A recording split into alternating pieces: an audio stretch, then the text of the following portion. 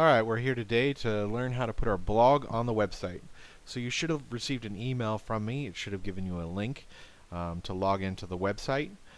Just realize that this is the link that's going to work now, but later when we put the link online, then it's going to change. You also should have received an email with a login and a password. So you put that in here just like I did, and you hit login, and then we're going to get logged in. Once we get logged in, then we go up to new and we click on post, and that'll get our blog post started.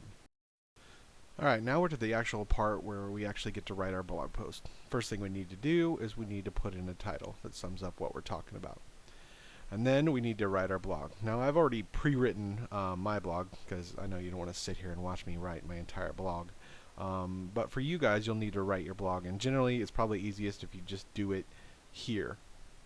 And so it's pretty easy. It functions a lot like Word, and you can just you can bold things, italics things, you can return. It's pretty standard stuff.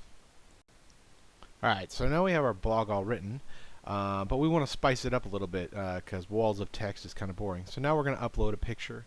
So you go to media files, and you go to upload, and then we're going to select some files and we're going to upload them. Alright, so now we got our pictures uploaded, so now we want to select the picture we want, and I'm going to put this picture at the top, and I'm going to name it. I'm going to name it my keyword, which is Web Apostles, and I'm going to put that in both the title and the alternate text. This helps us with our web search stuff, and then I'm going to insert it into the post.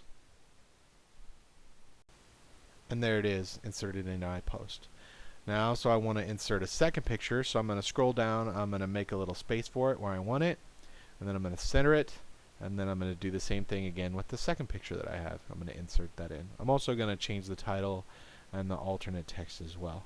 Now, also another option at the bottom of this list, as you'll see as we scroll down here, is that you can change the alignment, and you can also change the size. So if you have a bigger picture and you want to make it smaller, you can do that. But we're going to go ahead and insert this picture in here. So now we're going to add our last picture, the forum picture. I'm going to put that in, and on this one I'm going to again change my title and my alternate text, and I'm actually I also changed the size to medium. You'll notice down below, so that way the picture shows up smaller than it actually is.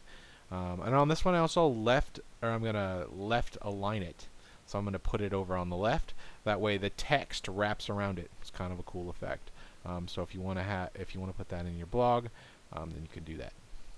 So now that we have your blog post written and pictures put in, we need to add it to a category, and the category will be the name of your blog.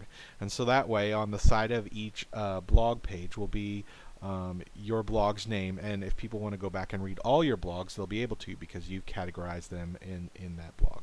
The next thing we need to do is add some tags to our blog. One of the really cool things about this website is it's very searchable. So we add tags so when people search for certain words, they come up with our blog post. Since I'm talking about the web, apostles, newsletter, and forums, I use each of those words, separate them by a comma, and then add them as a tag. We also want to use a featured image. The featured image is kind of like the website's way of saying, what's your most important picture in this blog post? And so I like the one at the front, so I add that as a featured image.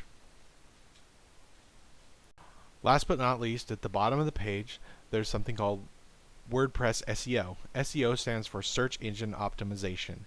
And so this is kind of a scorecard of how we did on our page. And so we enter our keyword into our the focus keyword, and then we update the page.